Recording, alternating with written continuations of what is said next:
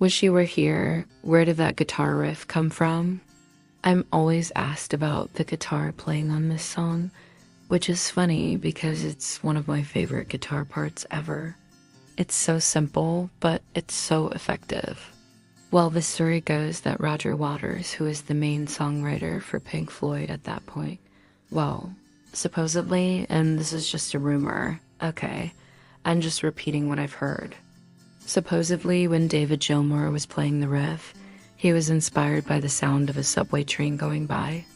But there's still so many questions about this song. Like, how was it produced? How did they get that sound? We're gonna have to talk about that another time. Now, there's no way to verify that.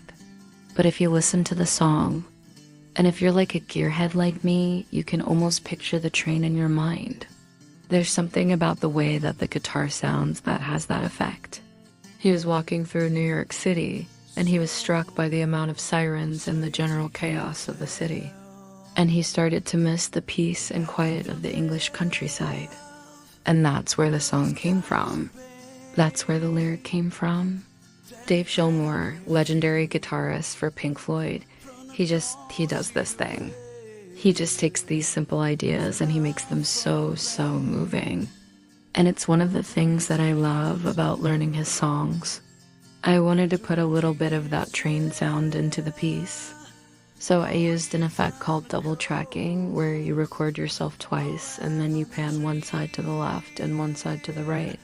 And when you do that, it creates this very cool effect of a train going by. It's subtle, but it's there. If you listen closely, you'll hear it. Because when you break down his parts, they're not technically difficult. They're not super fast. They're not overly complex.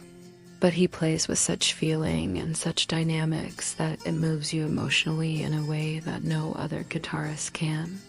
And I think that's what makes him so special. So let's talk about this song some more. Where did the riff come from? But where did the riff come from?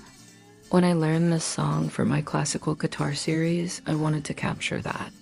So hopefully that answers the question of where that iconic guitar riff came from. Thanks for watching, guys. God bless. I'll see you next time.